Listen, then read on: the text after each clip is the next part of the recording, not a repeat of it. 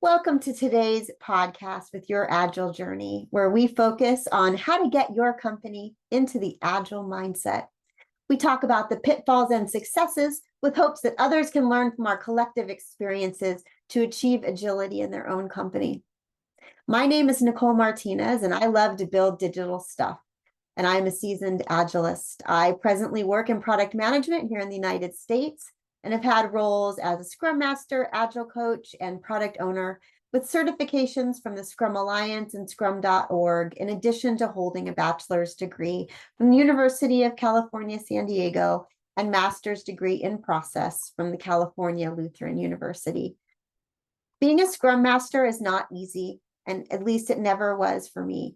And in doing so, the challenges can be unique at each company. So learning from others around the world has helped me better understand how the Agile process can be incorporated into companies in a successful way. So I'd like to welcome Nesrine today. Hi, Nicole. Nesrine, would you please introduce yourself and let us know where you're located and a little bit about you? First of all, thank you so much, Nicole. So my name is Nesrine. I am a software engineer from Tunisia and working in Tunisia. And I have been working as a Scrum Master for nearly 4 years.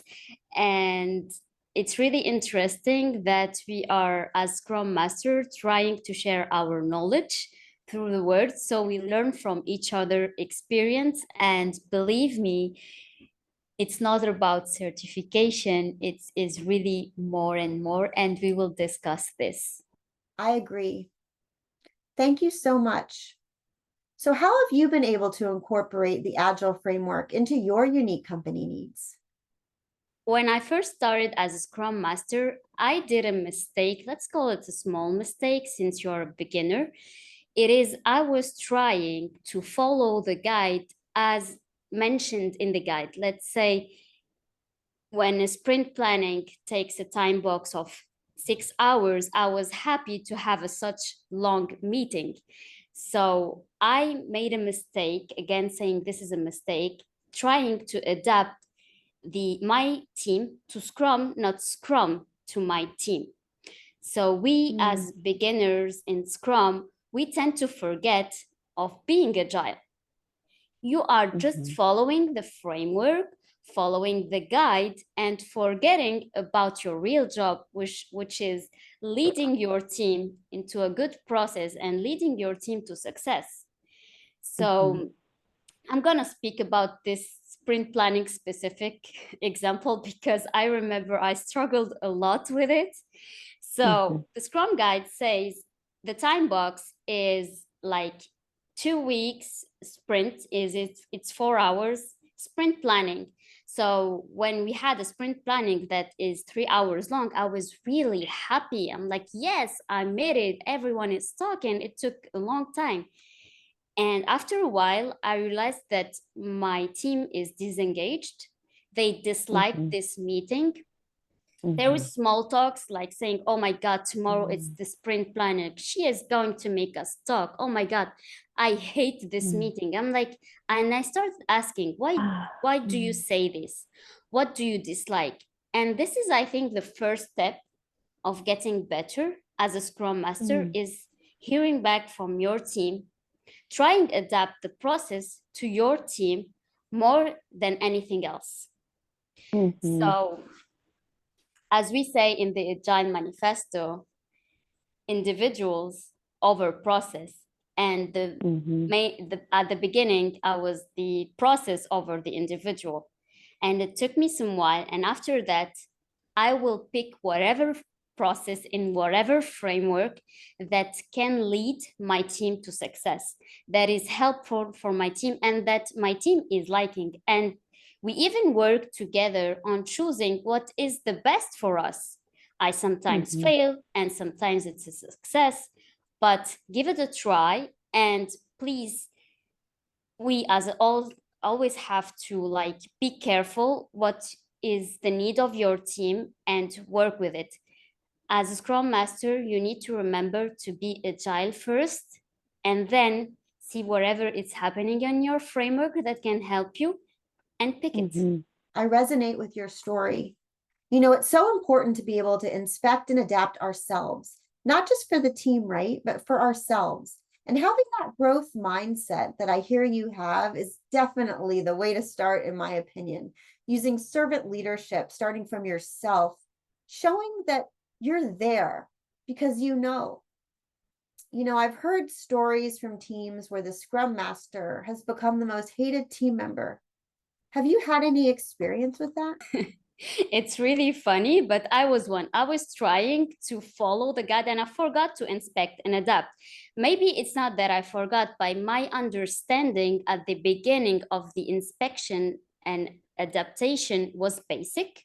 And through time, you learn that no, the inspection is what is happening in your team, and the adaptation is what can I pick from any framework, from Scrum, which is really great for IT, that can be good for my team.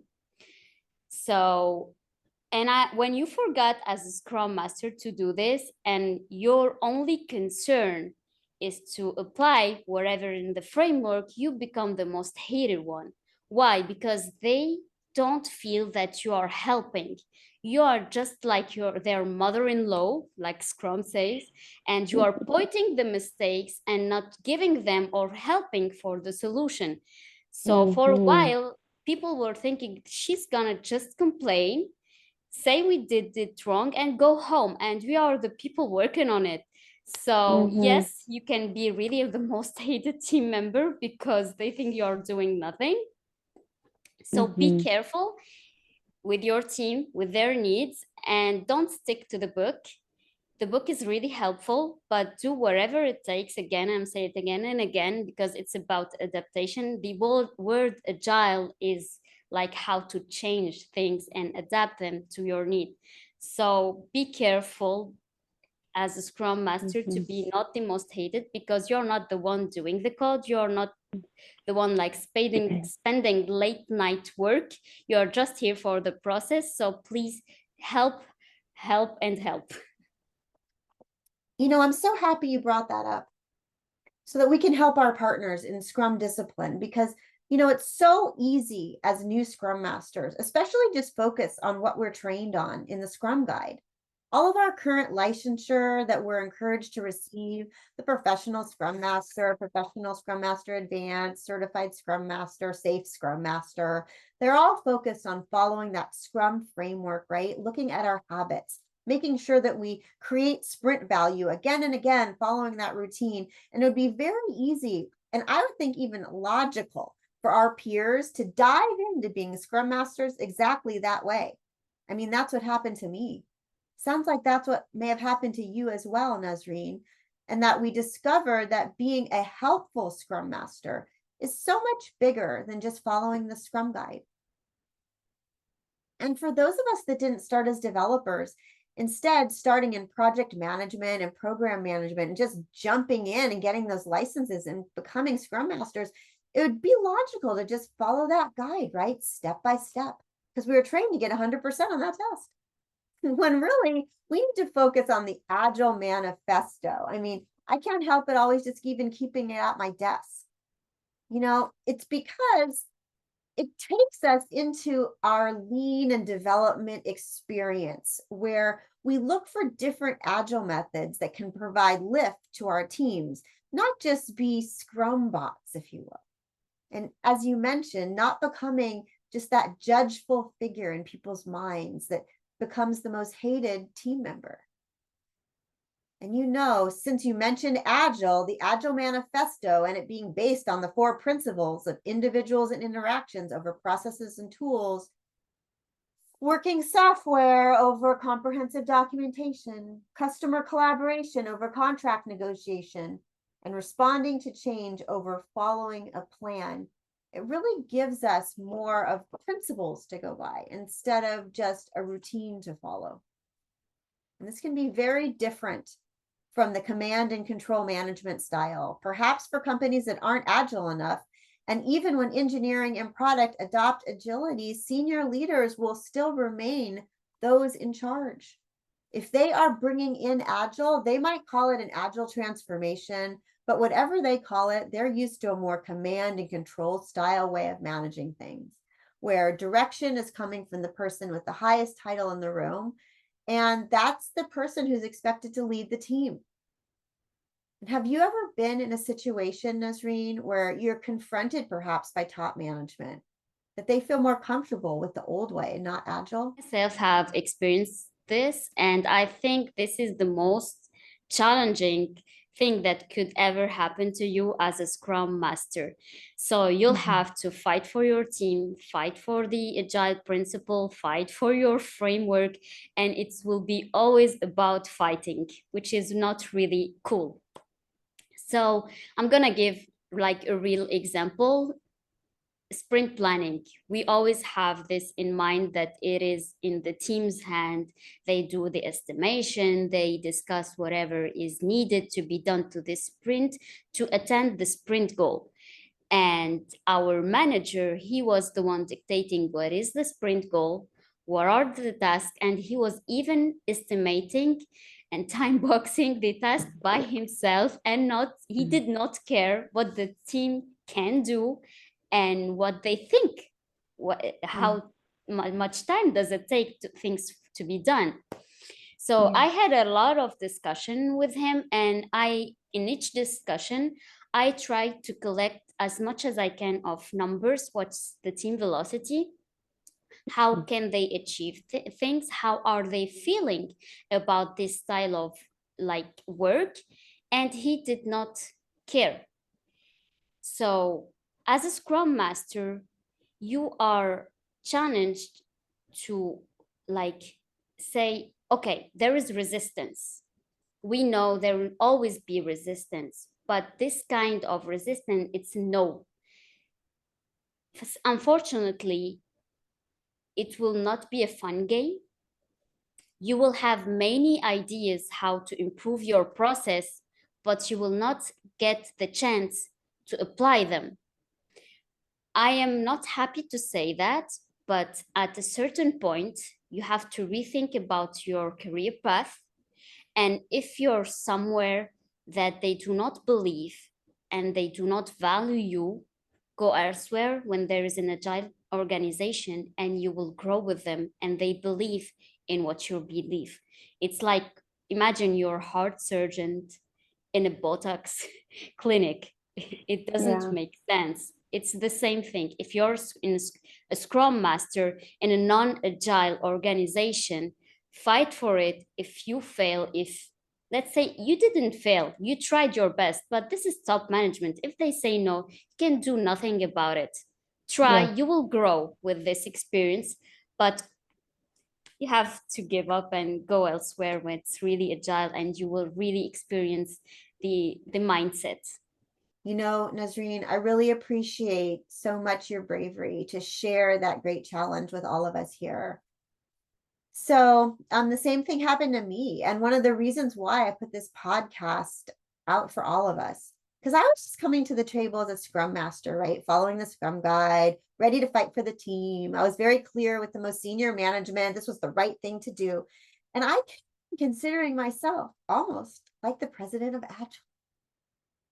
However, I appreciate that you're mentioning that that approach doesn't work. We still need to take our position in the hierarchy because even though we're trained to push change and to be that change agent, it's only from that seat, the seat of our hierarchy, where we sit, that we're going to be able to make any change at all in that company. It's important to notice that. And I agree with you that it's an opportunity of learning, as a Scrum Master, but it was also an opportunity for the company to kind of learn more from us, right? Like the Scrum Guide said, to just push them a little farther. But, even if we felt like we weren't able to deliver all the magic of agility because the process we were trying to deliver was just so very, very different than anything they were willing to hear, they did hear us. And though we may choose to take a different path because, we don't want to cry at work, right? We don't want to cry after work. We don't want to be in an uncool situation for us.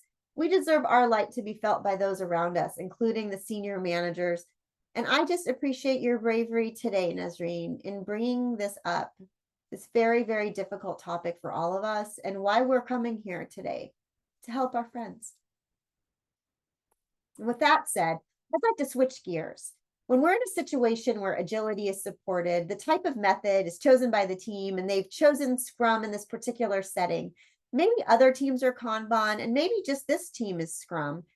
I've had the fortunate experience of leading out a transformation in that type of organization. This was a very large company. It was in finance, and we went from 0 to 250 agile teams. So imagine how big that organization was. And they were also organized a little differently in 2023. But there's a lot still of the same. Being a Scrum Master and how we're performing it in brilliance by lifting our teams with that role. What are some ways you've been able to add value, Nesrine? For example, perhaps by removing impediments. What are, examples of impediments or blockers, the way you describe them, and how are you able to provide lift that way today, Nesrine? So as a Scrum Master, you're the servant leader. So you have to remove the impediments, not just raise the impediment. So you have to know what's happening wrong and try to find different solution for this thing. So for example, I am experiencing that we have tickets that stay in a waiting peer review for 5 days, which is not normal. So I'm gonna go and ask the team, so this is staying here for 5 days. We have 2 sprints to deliver. This is not normal. What is the WIP limit, or what is the limit of number of days that should a ticket stay in this status? And we agree, and we set up this through automations, through Jira, through wherever it takes. It could be notification to make this bottleneck go away. So you have to really focus on what's happening in your team, even if there's small conversation and you feel that people are bothered in their facial expression, go and ask. Don't be shy. Put your ego away and ask. See what's happening in your team and help. You have to find multiple solutions. And for some impediments, it can be a solution that is on long term. But as a Scrum Master, you have to think twice. Short-term solution, long-term solution. Don't waste time thinking about things. Don't waste time. Don't let things hanging, issues hanging and thinking, oh, it's a long-term solution. No, find a short-term solution and then a long-term solution that will delete this issue. Oh, I'm so happy you touched upon servant leadership. In my Agile journey, I also saw that to be the key component. I actually chose to write a whole article about it through my master's degree program to learn more about it myself and research using the University Research Library. And we have a link to that article at Your Agile Journey. So I hope people have a chance to check it out. But in thinking about servant leadership, that concept has been around since like the 60s. The 1960s. It's really started from people in a position of leadership, but instead of directing people, they chose to support people by lifting them, by serving them as their leader. How can I help you? That type of mentality. And we're lifting the team, and the people that we're looking to us to lead them, we're lifting them through their hurdles, if you will, giving them more energy to focus on their tasks. So when I think about roadblocks and I think about blockers, I think about what is preventing the team from running, right? What's slowing them down? What is not wind in their sails, right? From those retrospective templates we all use as Scrum Masters, right? And when I think about that and apply the Scrum Master's role in the servant leadership theory, there are so many ways that we can help. We can help as Scrum Masters by using software like Jira to capture metrics. And that helps us observe bottlenecks using data-driven techniques. We can help the team that way through inspection and adapting new processes that might help those bottlenecks. Nesrine, have you ever been able to help teams in this way? Yes, and actually, As a Scrum Master, I made the Jira my best friend. So Jira really helps you to know what is happening and where is the issue within the work. So metrics, numbers, mathematics are really, really important. Use it. Use it to know what is the bottleneck. Use it to know where is your team from the sprint goal. Use it to know where is your team from the release. Use it to know the test coverage, like for example, X-ray add-on for Jira. Use it to know how much bugs you have within the sprint or within the release. Really, you can use the Jira and make it your playground. Jira is such a great tool that there is a lot of automation, a lot of queries that where you can extract your own report and configure them, and there is pre-configured reports. Please use them as a Scrum Master. You are not here just for the process, but you are here also to know where we are. And you can even create, even when you are not asked to do things, go and create reports, see what's happening. For example, how much are the real size of the work that we are doing versus the t-shirt size that we first did. And you will know, are we good on estimation or not? How much bugs we are having in each user stories. Okay, we have a lot. Can we add labels so we can track where are these bugs coming from? So there is a lot of metrics and tools that Jira offers us.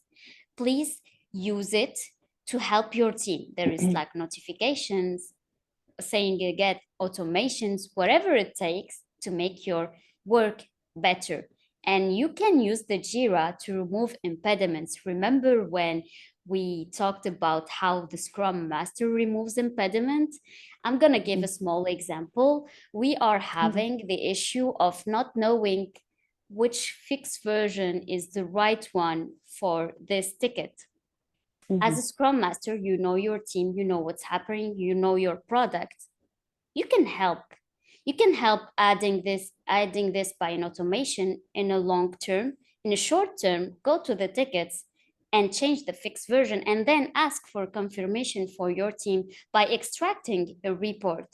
So Jira also help you as a Scrum Master removing impediments and sharing it with your team. How did you do this, and did you do it right? So Jira is your best friend as a Scrum Master. I know there is other tools, but my best friend is Jira.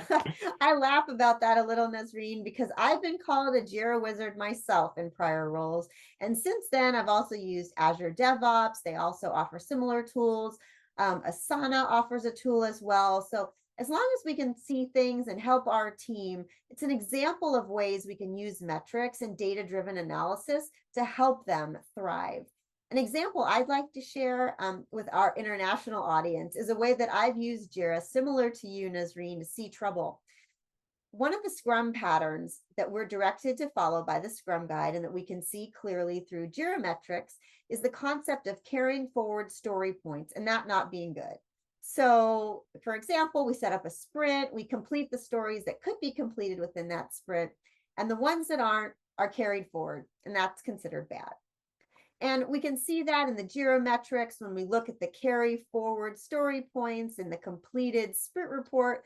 We can also track that data in other analytic tools like EasyBI and Tableau, and we can really get into it. And some of the highest leaders see, they want to see exactly that. And they see that carry forward as a big problem. So I was leading a team for a very advanced cloud-based company that was focused on delivering very complex, interrelated code. So it was, in order to offer that level of delivery, the carry forward was becoming very obvious unless we were going to organize the work differently. So we would have a sprint and we'd expect to deliver X. And when we got to the end, we were delivering less than X. And from the Scrum Guide, as I mentioned, that's bad. And from reality, though, supporting the teams, they were accomplishing amazing things. They were getting a lot done, just not everything they were committing to. So even though they were getting bottlenecked, they were getting stuff done.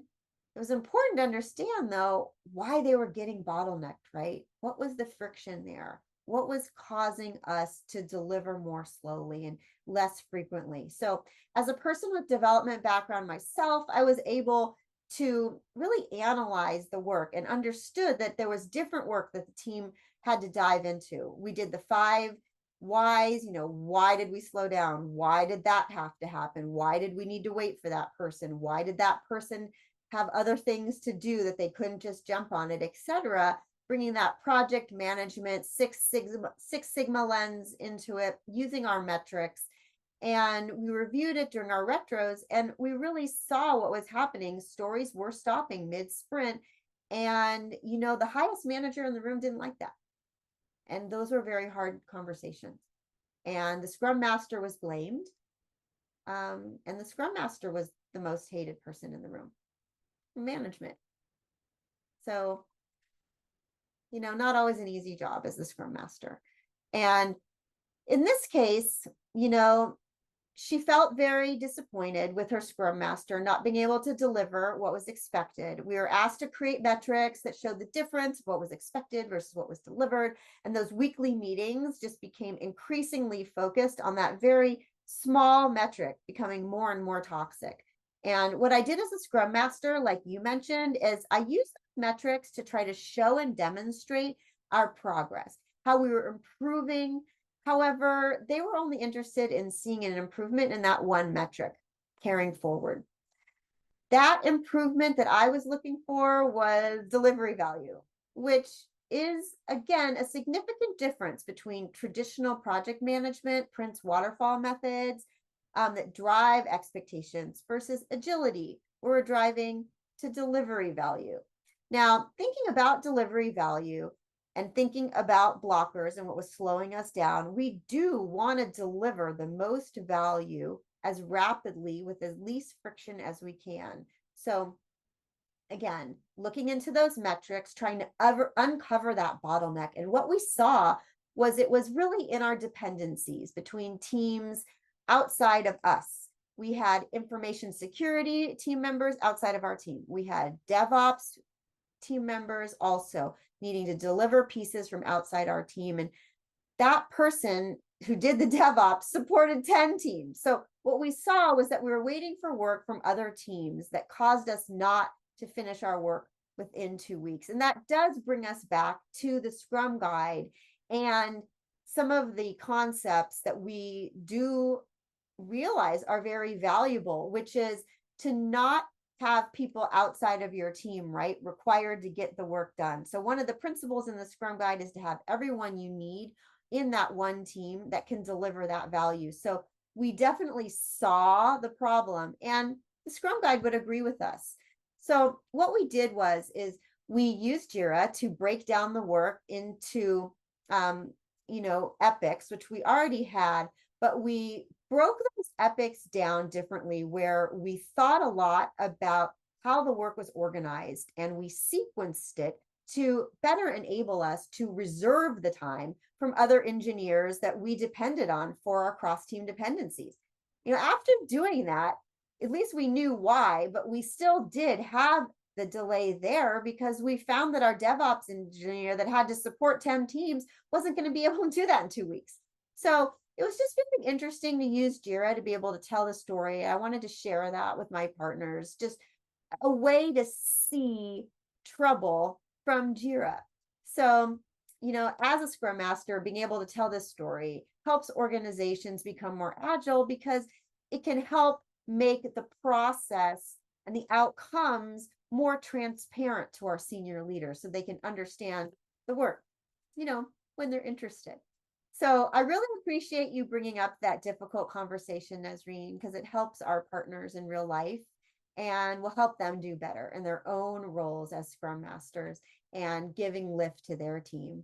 Because the team was able to feel like they weren't the most hated team in the room, I took that on myself in order to make sure they didn't feel that way. They still were able to innovate safely and continue to create cool stuff, right? And I own that because it's our responsibility as the Scrum Master to own the how. It's my job.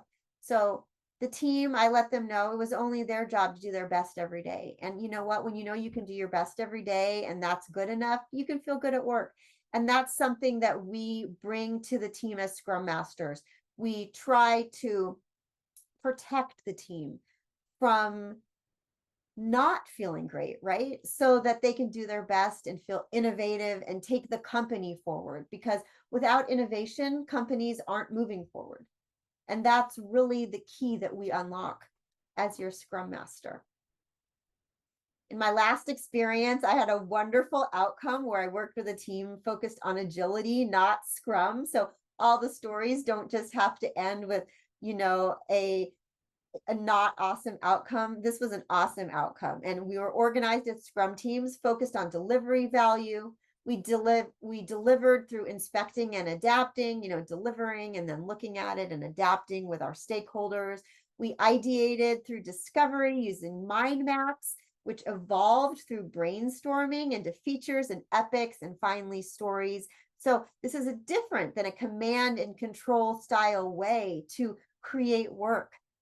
And it worked. And since the ideas had already come from an approved roadmap, we could take all the micromanagement out of our process, able to sit with our teams and innovate solutions that create value. We're able to learn from each other, lean on our Scrum Master to help us keep things moving across teams, like in larger scenarios. And then our team was just able to keep swimming every day, working, developing, innovating new features, new products, just super cool. So I look forward to spreading that to other organizations to help them get into that flow. And one of the skills you bring, Nesrine, that I love is emotional intelligence, what team members are showing on their faces and how to use that in our work as Scrum Masters. And it takes us back to some examples you gave earlier. Do you have anything you'd like to add about the important part of emotional intelligence in this role? All right, you have to be careful because this is like the key to success as a Scrum Master. You have to be patient about what is your team needs and what is happening within the small teams. And if there is a conflict happening in public, let's say retrospective, everyone is here. I know it's only the Scrum team, but everyone is here. There is juniors, seniors, and dev leads and QA and QA leads. So we try to go out with action items, see what's happening and how to turn it into lesson learned. But if there is tension as a Scrum Master, you have to be careful and bring it down.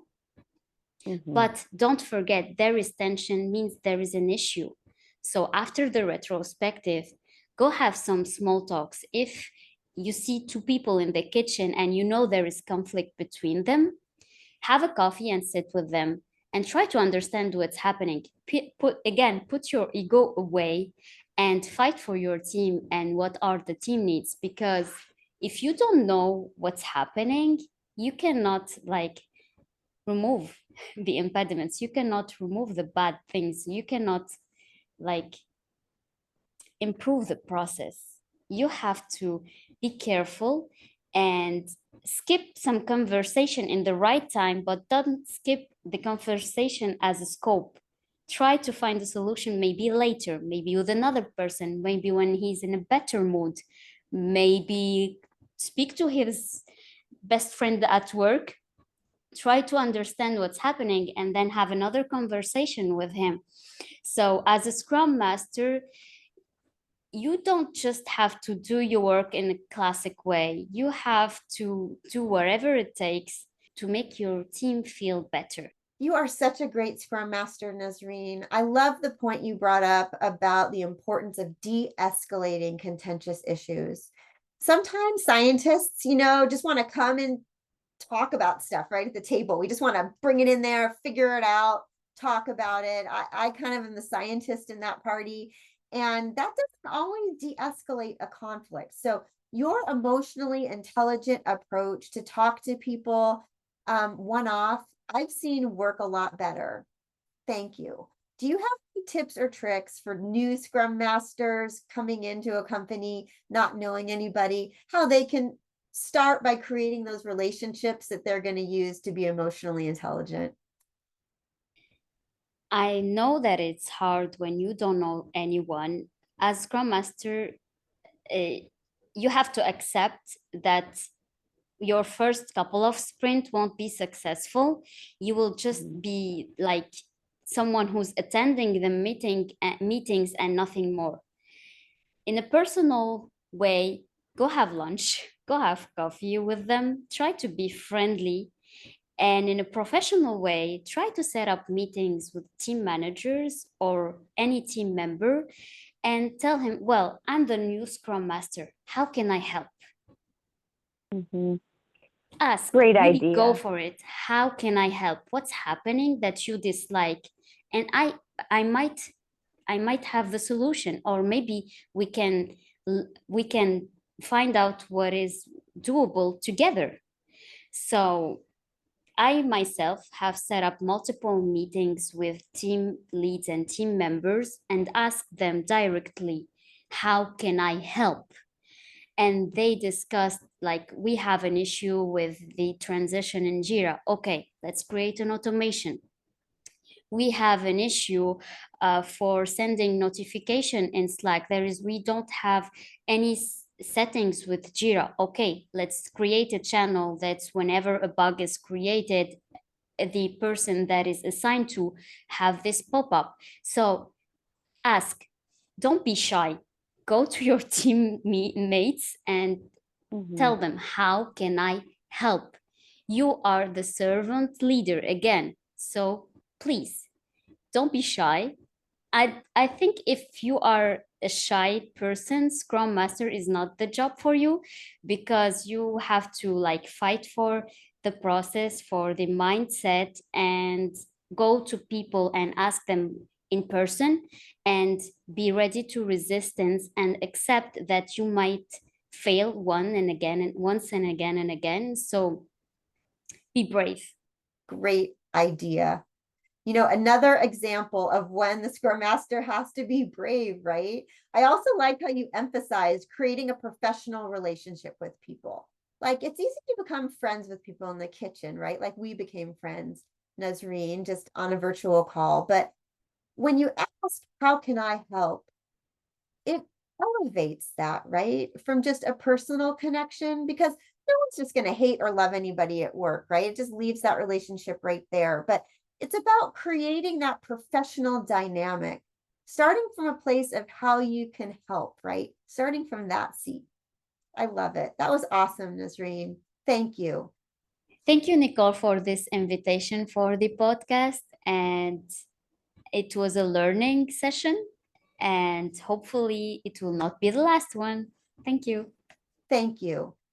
Just what your agile journey is trying to do, trying to bring these things that we've each had professionally from a Scrum Master's perspective to everyone is just exactly what we're trying to accomplish. And I appreciate you so much for coming and meeting us. So hope to stay in touch. Bye, Nazreen, and good luck.